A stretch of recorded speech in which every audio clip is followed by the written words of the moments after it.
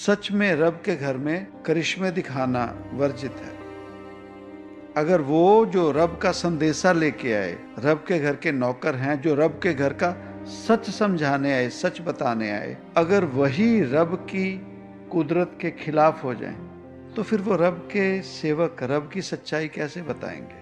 पर बदकिस्मती से उनके जाने के बाद कोई भक्ति रस में जैसे कैसे भी कह लें, उन्हें फैंटेसाइज कर दिया गया, उन्हें बता दिया गया कि वो दुनिया से अलग ही थे।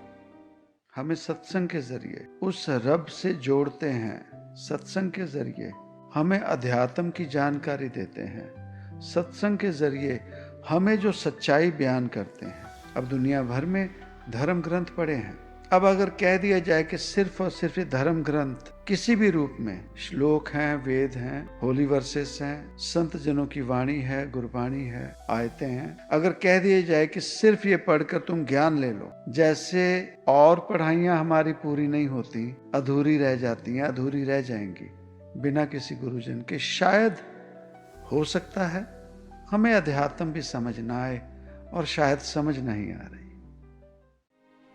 और याद रखें, फरीद साहब कहते हैं, बिरहा बिरहा आखिया बिरहा तू सुल्तान, जिस तन बिरहा न उपजा से तन जान नुसान। अब बात आती है कि वो मनुष्य जामा जिस जीव में किसी और के लिए प्रेमा भक्ति इश्क नहीं पैदा हुआ, वो जीव जीवन में शायद ही रब पा सके।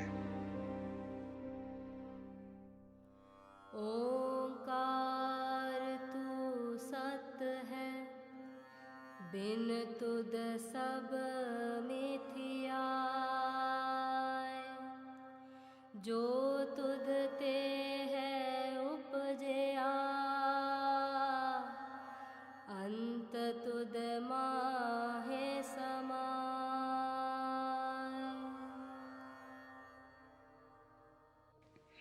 सत ओंकार। जीवन में गुरु की महत्ता, गुरु की जीवन में क्या इम्पोर्टेंस है, वो बताया गया है, वो समझाने की कोशिश की गई है। और गुरु वो जिसके बिना हमारे जीवन की कोई भी तरक्की, कोई भी इम्तिहान बिना गुरु की मदद के हम संपूर्ण नहीं कर सकते।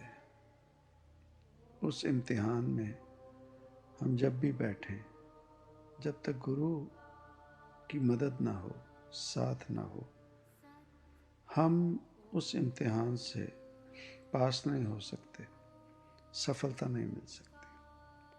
अब जब बात की जाती है गुरु की, तो गुरु वो जिससे हमें जो भी जीवन की शिक्षा मिली, पहले गुरु हमारे माता पिता, वो गुरु, वो माता पिता जिन्होंने हमें शिक्षा देनी शुरू की और जीवन में दुनियादारी, सभ्याचार, श्रेष्ठाचार, लोकाचारी, ये सभी कुछ हमें पहले गुरु जो हमारे हैं माता पिता, ये उनसे सीखने को मिलता है और वही हमें सिखाते हैं।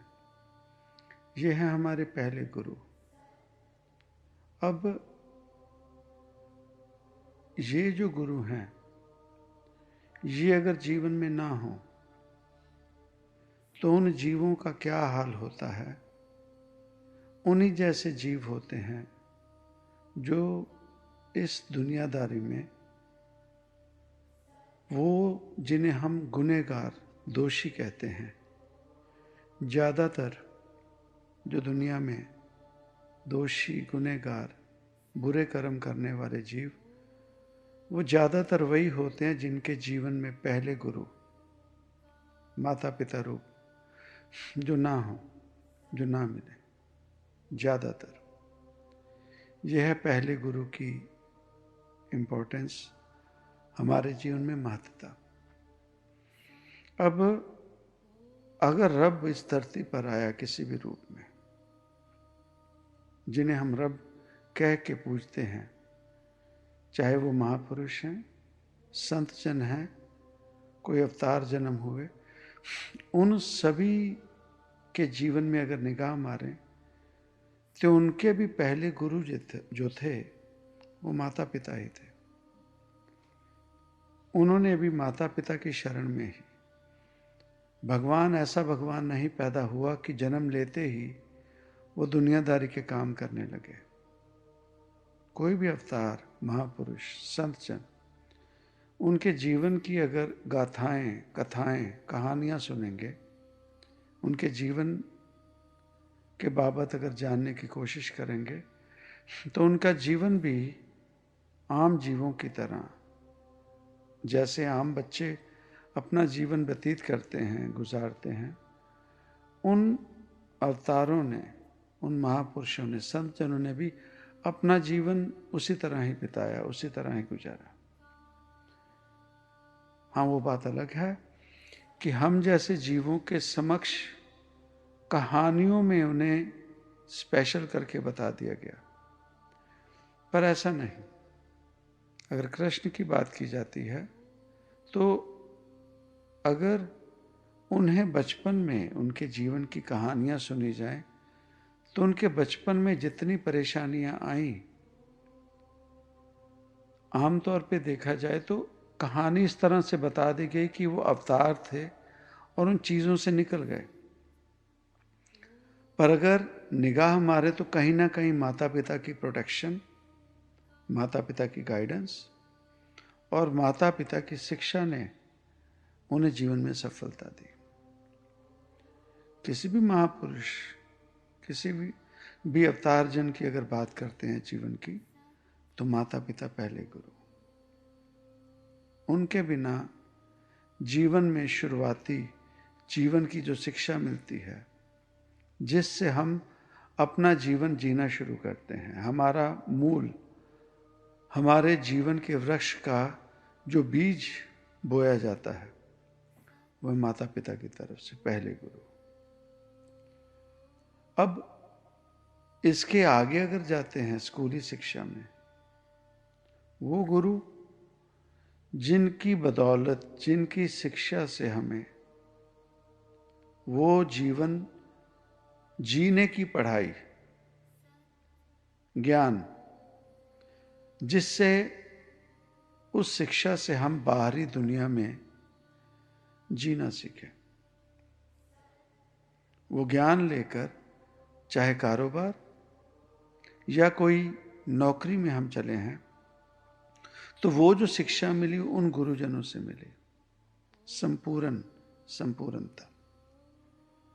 अगर जीवन में कोई कारीगरी सीखी, कोई हाथों के हुनर या टेक्निकल लाइन में पढ़े, वो भी किसी गुरुजन के पास से शिक्षा मिली। अब इन सभी अवस्थाओं में माता पिता,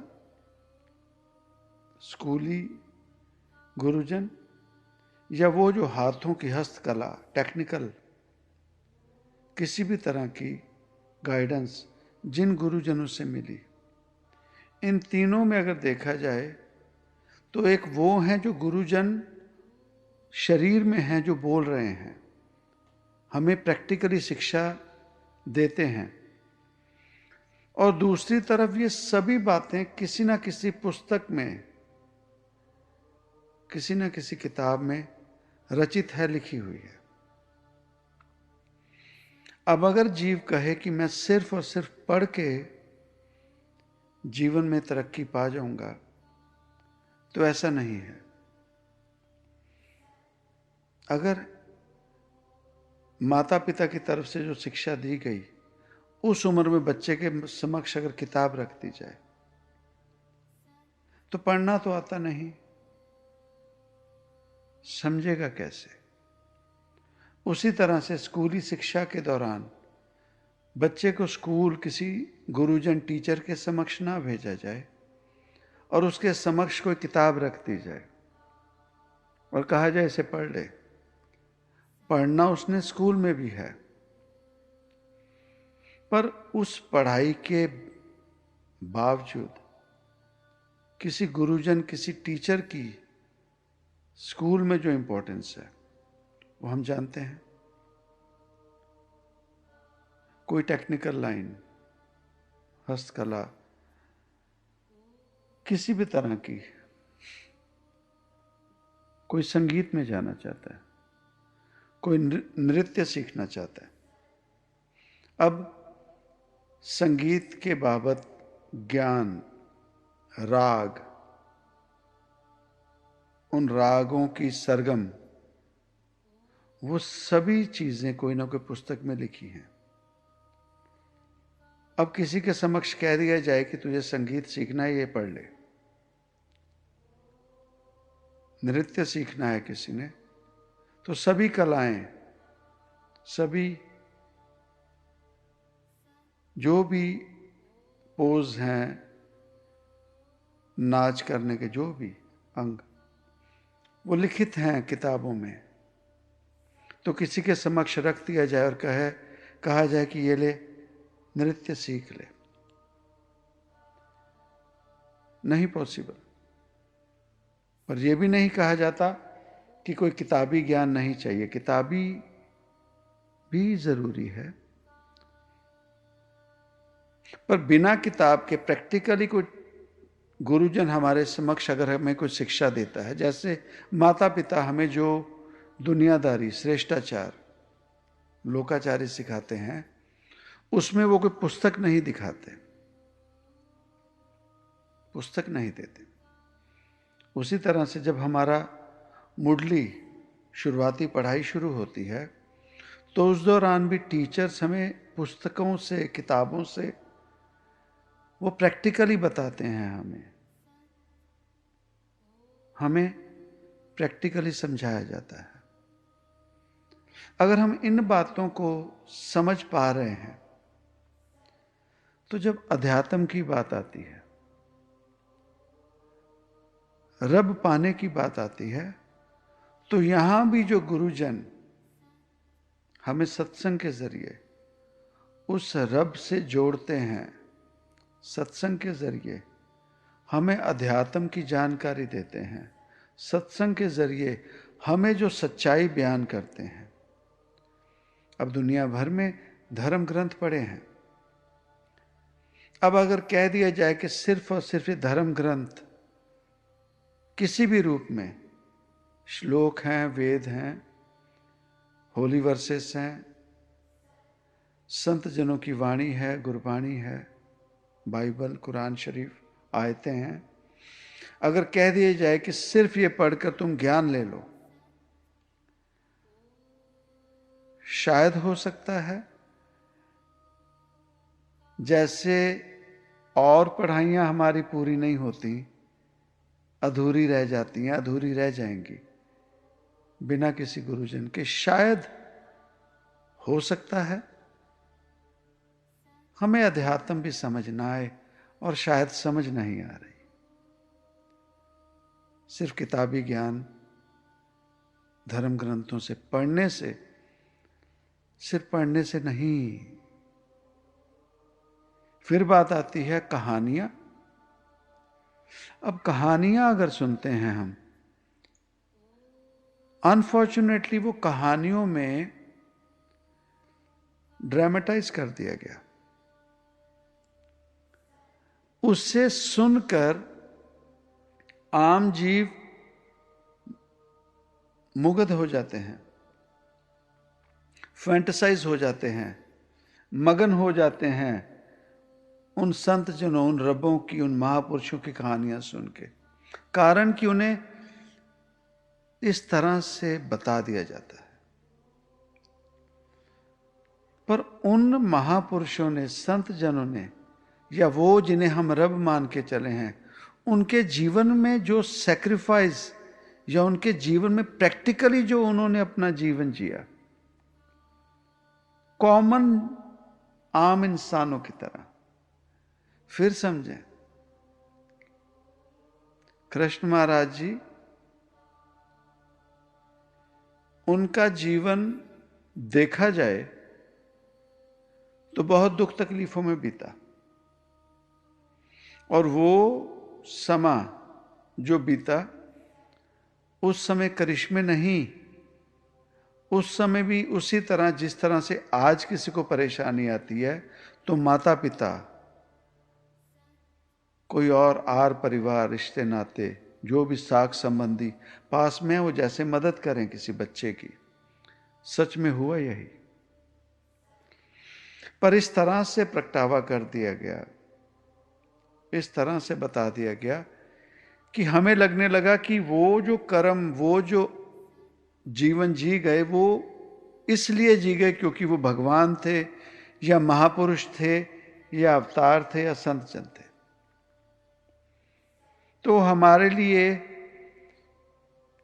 एक कहानी, एक फैंटेसी, एक उस तरह से पिक्चर बन गई जो सुनने में अच्छी लगती है, पर करने में हम एग्री नहीं होंगे, करने में एग्री नहीं होंगे। कहेंगे कि नहीं, वो रब थे, वो कर गए, वो संत जन थे, वो महापुरुष थे, वो कर गए।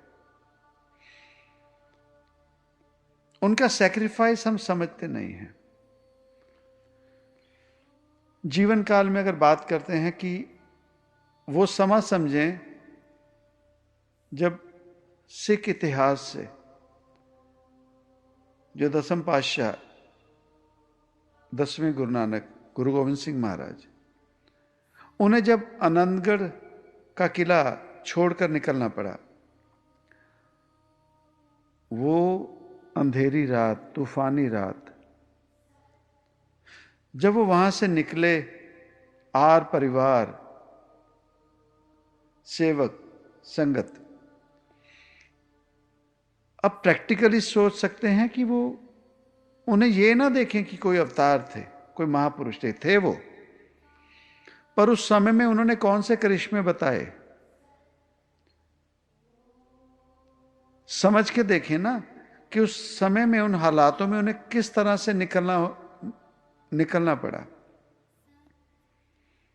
उनके समक्ष उनका परिवार बिछड़ रहा है, किन हालों में निकले। फिर उस जगह पर पहुंचते हैं जहां मुगलों ने हमला किया और 40 इनके जो सिंह साहिबान थे, इनके सेवक थे, वो कई 100 की गिनती में मुगल हमला हुआ। और उसी रात में, उसी हमले में इनके दोनों बड़े साहिबजादे, साहिबजादा अजीत सिंह, साहिबजादा जुझार सिंह, जवान, टीनेजर, उनमें शहीद हुए उनके समक्ष। और उस समय में उन्हें उस जगह से निकलकर जाना पड़ रहा है। अब हम कह दें वो कर सकते थे, वो महापुरुष थे, क्या उनको पेन नहीं? क्या उनको वो दर्द नहीं? पर हमारे जीवन में कभी, भगवान ना करे, पर हमारे जीवन में कभी ऐसी अवस्था आ जाए तो हम क्या करेंगे? भगवान से शिकायत। सो कहने का भाव, अनफॉर्चुनेटली जिन महापुरुषों के जीवन की कहानियां हमें बताई गई, उन्हें फैंटेसाइज कर दिया गया। नहीं साध संगत जी, उन्होंने भी जो जीवन जिया, करिश्मों को छोड़ दें, आम इंसानों की तरह, चाहे रामचंद्र महाराज जी, चाहे नानक पातशाह, चाहे कबीर साहब, फरीद साहब, जितने भी जीवन में महापुरुष हैं, जितने भी कोई संत जन या और कोई रब रूप आए, उनके जीवन में जो परेशानियां आई, साध संगत जी, वो आम जीवों की तरह ही थी। वो कोई करिश्मे नहीं दिखाते थे। सच में रब के घर में करिश्मे दिखाना वर्जित है।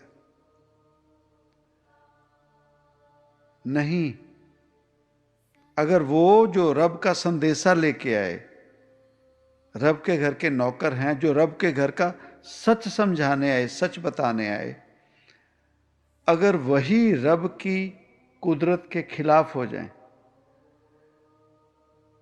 तो फिर वो रब के सेवक रब की सच्चाई कैसे बताएंगे?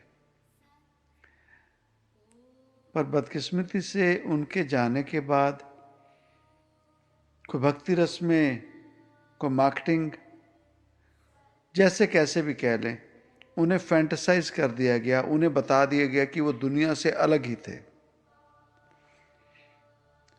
उन्हें और बड़ा बताने के चक्करों में आम जीवों से दूर कर दिया, डिस्टिंग्विश कर दिया कि नहीं, ये काम सिर्फ वही कर सकते थे, वही कर सकते हैं, हम जैसे आम इंसान नहीं कर सकते। जिस वजह से हमारा जीवन या उन धर्म ग्रंथों तक सीमित हो गया जिन्हें पढ़ लो। जैसे स्कूली पढ़ाई में गए, किताबें पढ़ लो। जैसे कोई संगीत सीखने गया तो संगीत की किताब पढ़ लो, पर प्रैक्टिकल नहीं।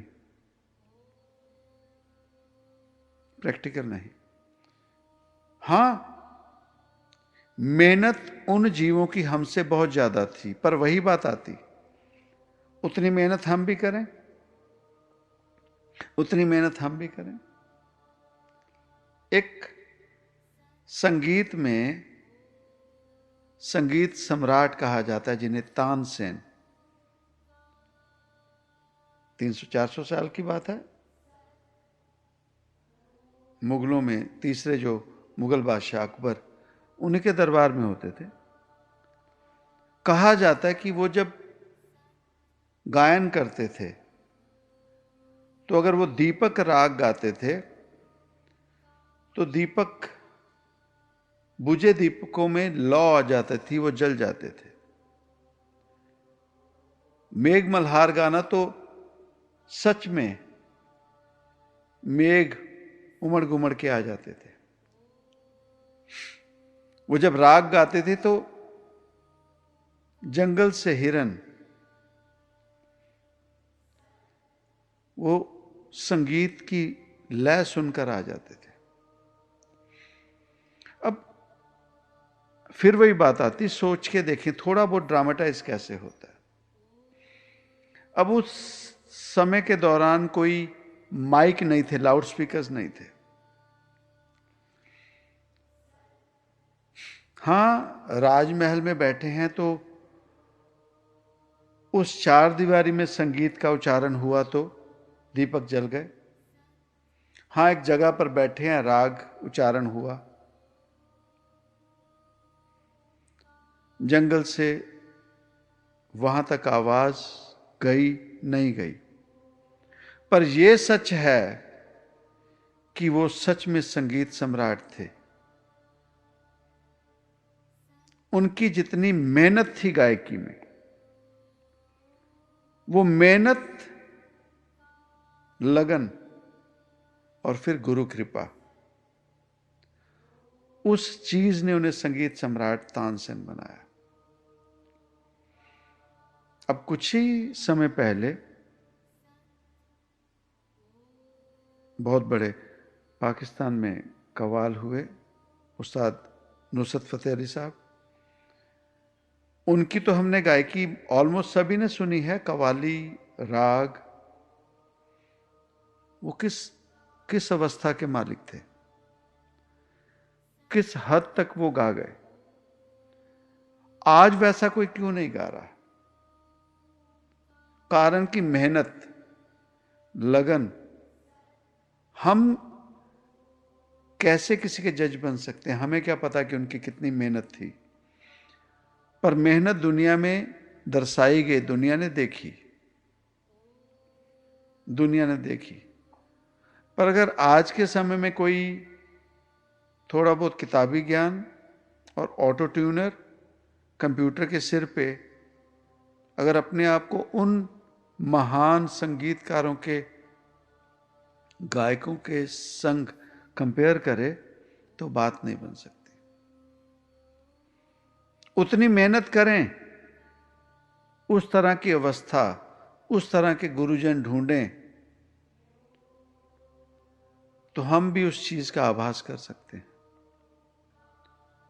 पर महज अगर हम कहानियों में, फैंटेसी में चले जाएं, तानसेन बहुत महान थे, फतेह अली साहब बहुत महान थे, फैंटेसी में रहें, मेहनत ना करें और कह दें कि नहीं वो लोग ही कर सकते थे। अब ये तो कोई अवतार महापुरुष नहीं थे, ये तो वो नहीं थे जिनकी अध्यात्म में हम एग्जाम्पल देके बहाने मार लेते हैं।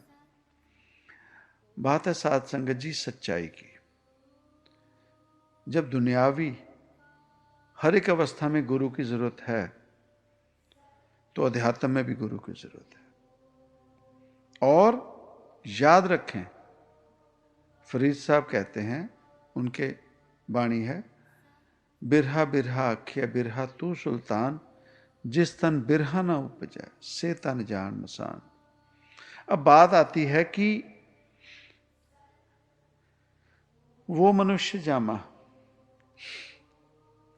जिस जीव में किसी और के लिए प्रेमा भक्ति, इश्क नहीं पैदा हुआ, वो जीव जीवन में शायद ही रब पा सके। जिसके जीवन में किसी और जीव के लिए वासना नहीं, हमें समझना पड़ेगा, वासना नहीं, मोह नहीं। मोह में हम दीवाने हुए पड़े हैं। मोह अलग है, माया का रूप, वासना अलग है, माया का रूप। इश्क, इश्क किसी के लिए सब कुछ न्योछावर करने की जहां अवस्था आ जाए, बिना किसी रिटर्न के न्योछावर करने की, जहां कोई हिसाब किताब नहीं। अगर यह अवस्था हम समझ सकें, अगर हमारा किसी जीव के लिए ऐसी अवस्था हुई, तो हम कहीं ना कहीं अध्यात्म के मार्ग पर चल पड़े। वो अवस्था किसी के भी लिए हो सकती है, वो अवस्था गुरु के लिए हो सकती है, किसी शरीर के लिए हो सकती है, किसी रिश्ते के लिए हो सकती है, लेकिन फिर वही बात, जिसमें मोह ना हो और वासना ना हो। फल कारण सेवा करे, मांगे चौगुन दाम। रिश्ता इश्क वैसा नहीं, बस दीवाना हो जाए जीव। इसीलिए सच्चे आशिकों की बात की जाती, ये समझना पड़ेगा हमें पहले, रब शरीर नहीं है, रब शरीर नहीं है। प्राइमरी स्कूल डिग्री नहीं है, प्राइमरी स्कूल पढ़ाई की कंप्लीशन नहीं है। शरीर रब नहीं है, रब जीव आत्मा है जो सूक्ष्म है।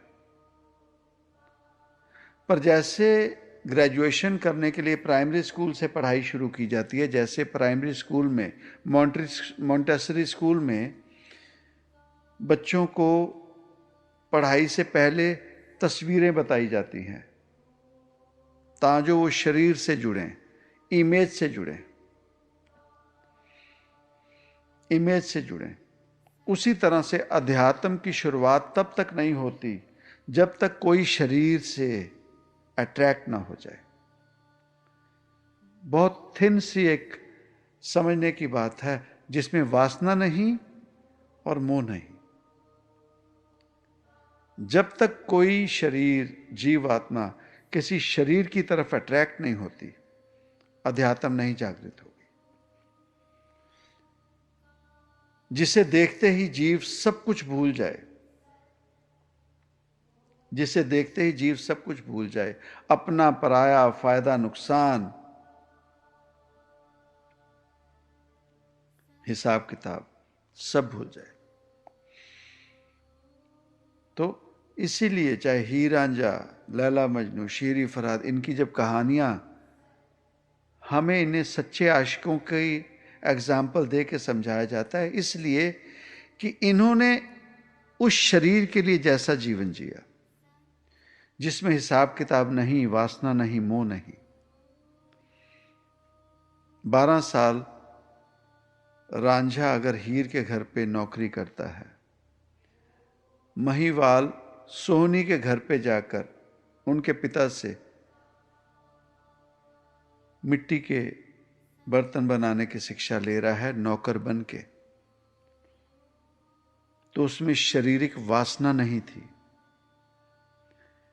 मोह नहीं था, बस पाना था। तो जब ये अवस्था जीव के भीतर उठती है, तो इसीलिए किसी ने बहुत खूब लिखा, इश्क इंसान को इंसान बना देता है। वो है हमारे इंसान होने की सच्चाई, इंसानियत। बिरहा बिरहा की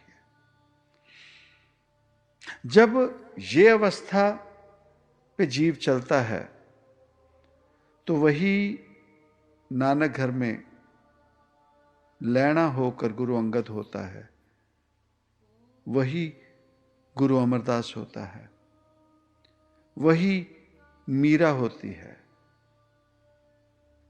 वही कबीर होता है। जब ये बातें समझेंगे, मीरा चली जब तक उसके भीतर कृष्ण रूप शरीर की अट्रैक्शन नहीं हुई, दीवानी हो गई। पर जब चल पड़ी, जब तक गुरु नहीं आया जीवन में, तो शरीर के पीछे मेरे तो गिरधर गोपाल दूसरों ना कोई रटती रही।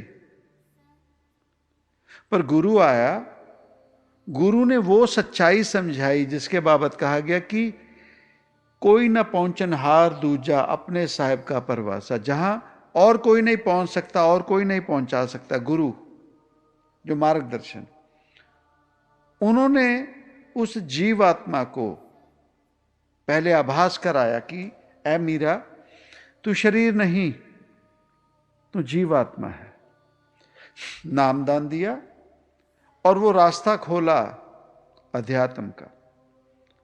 और फिर जो मीरा ने पाया वो शरीर नहीं था, शुरुआत शरीर से हुई। फिर समझे, शुरुआत शरीर से हुई और उसने जो पाया वो था निराकार। निराकार वो कृष्ण जो विराट रूप होकर महाभारत के दौरान अर्जुन के सामने आया था, जो निराकार विराट रूप था। वही विराट रूप जो अर्जुन ने दर्शन किए, वही विराट रूप भीतर जब मीरा को दर्शन हुए सुमरन करते करते। यह है गुरु की इंपॉर्टेंस, यह है अध्यात्म। जब तक किसी शरीर से प्यार नहीं होगा, अनफॉर्चुनेटली क्या होता है, बदकिस्मती की, पहला तो हमारा उस तरह का प्यार ही नहीं होता, या वासना है या मोह है।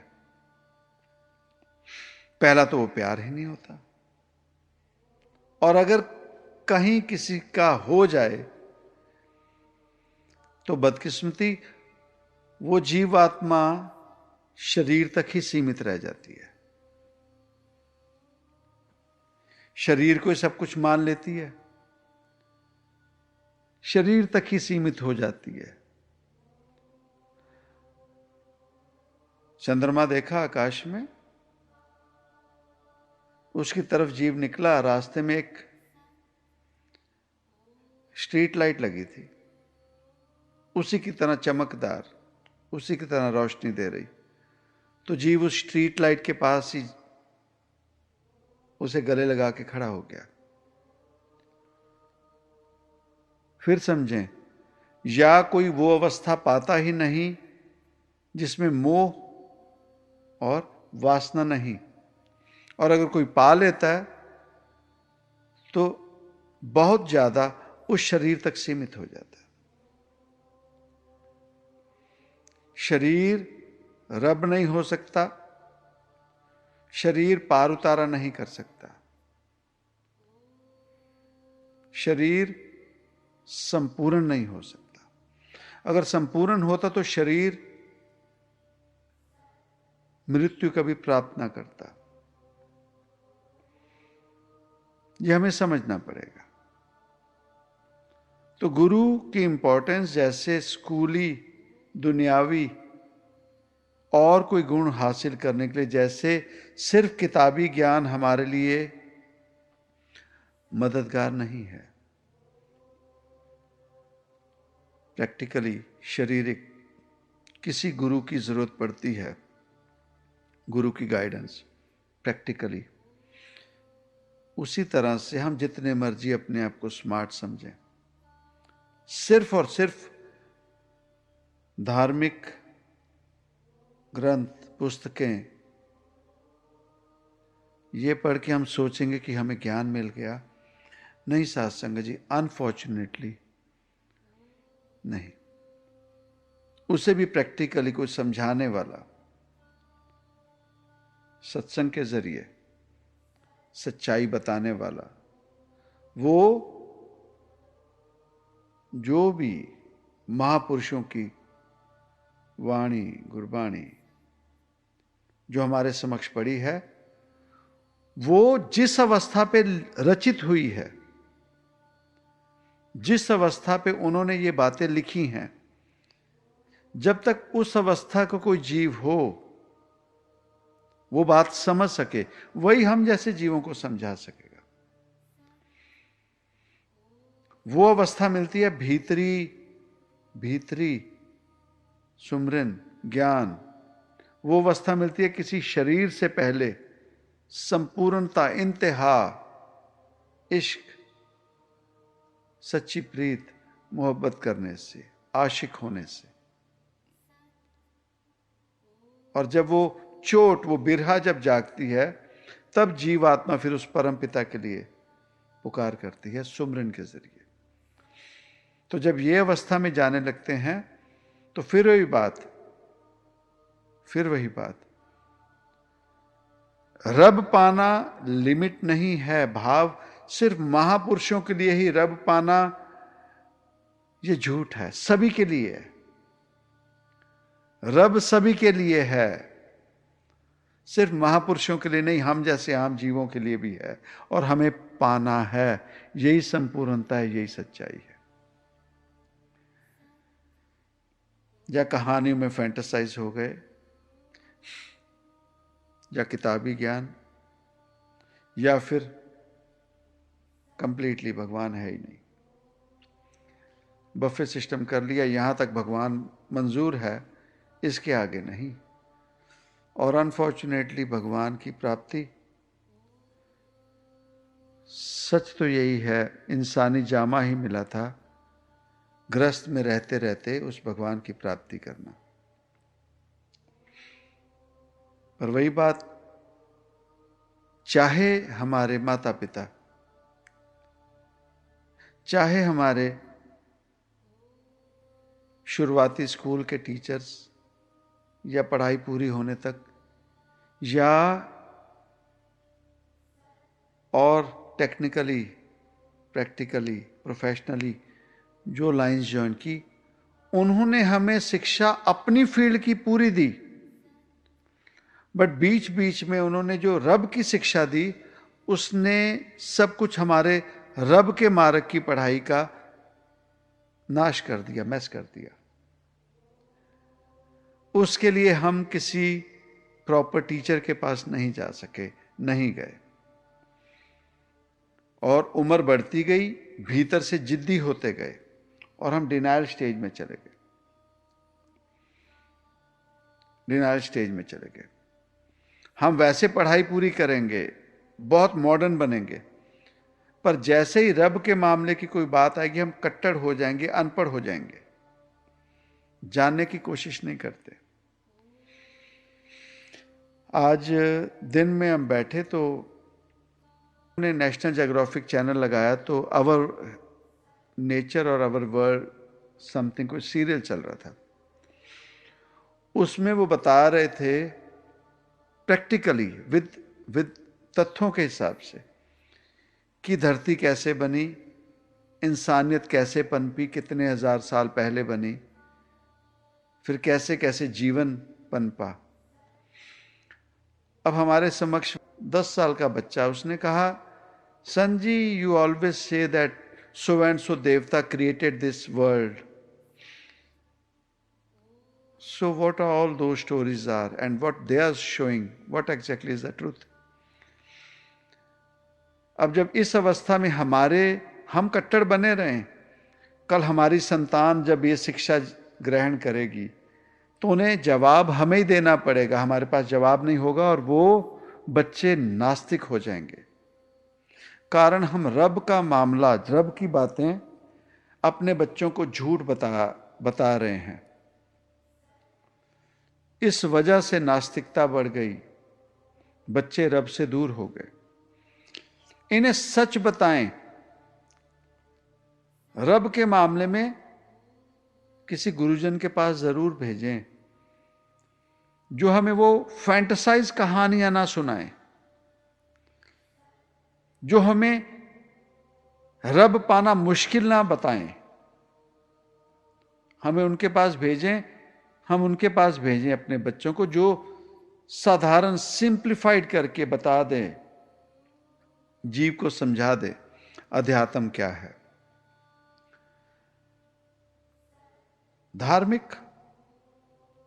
धार्मिक वो नहीं जो मजहब के रूल्स एंड रेगुलेशंस हैं। धार्मिक वो जो इंसानियत की सच्चाई है कि यह जीव इंसान दूसरों का बुरा ना कर, दूसरों का हक ना मार, दूसरों से जेलसी ना रख, दूसरों से जेलसी ना रख।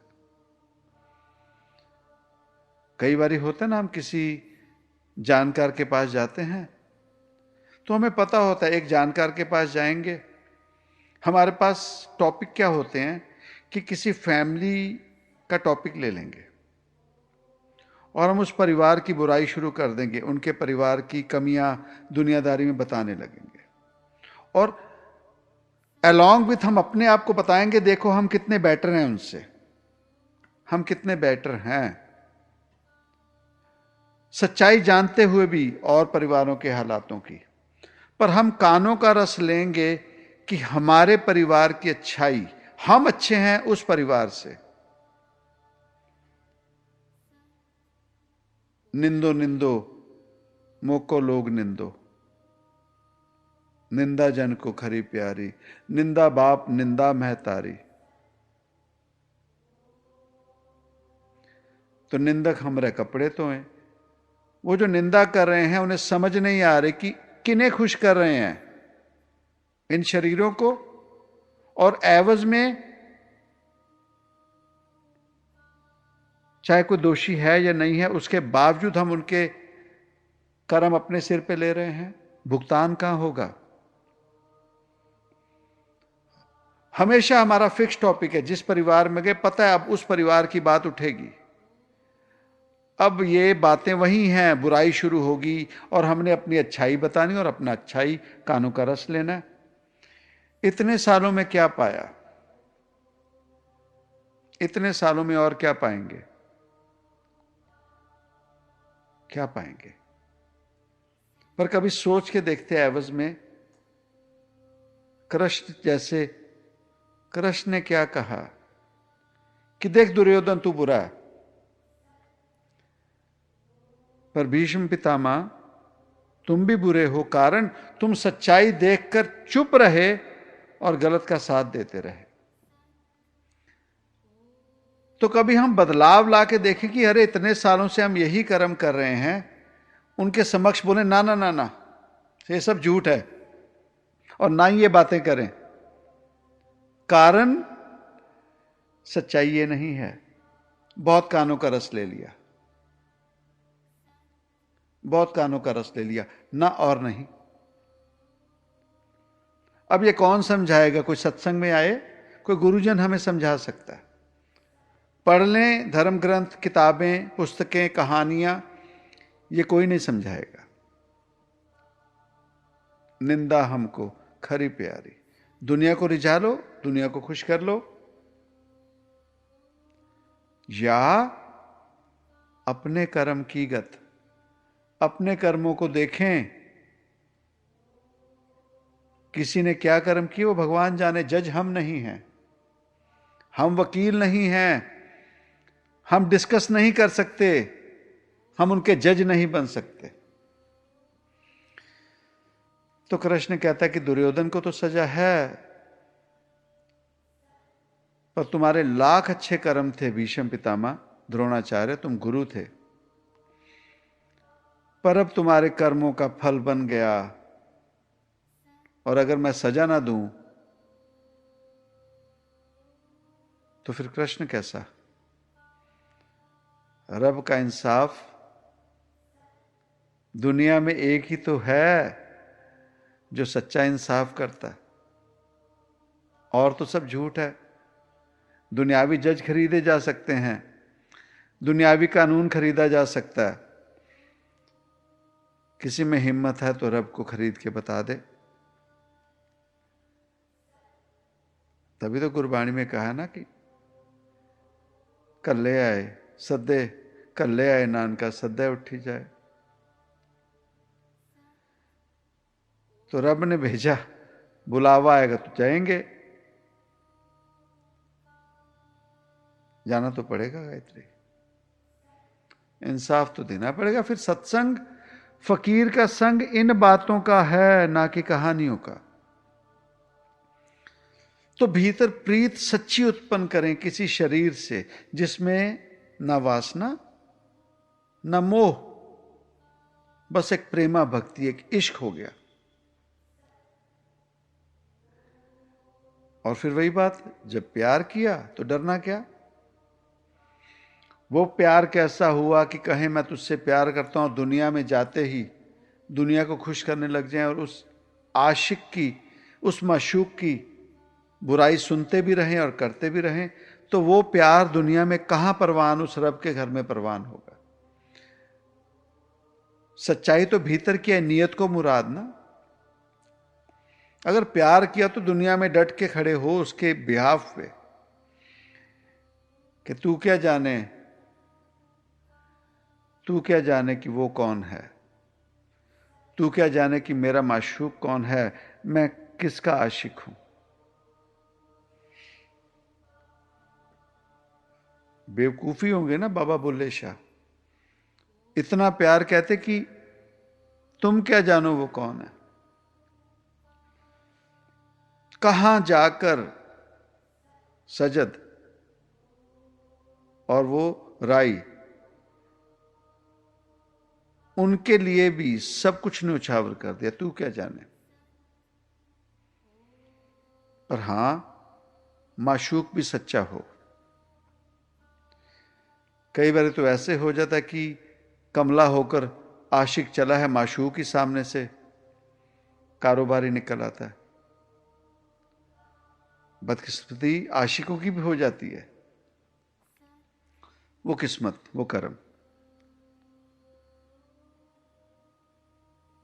सो समझें,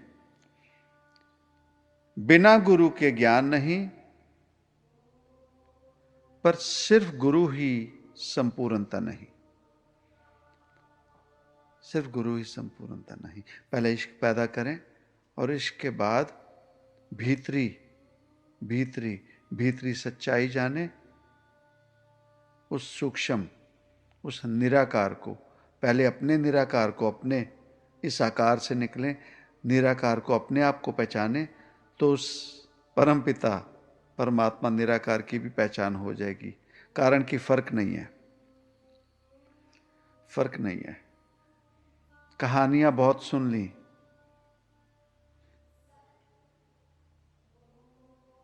पुस्तकें बहुत पढ़ ली,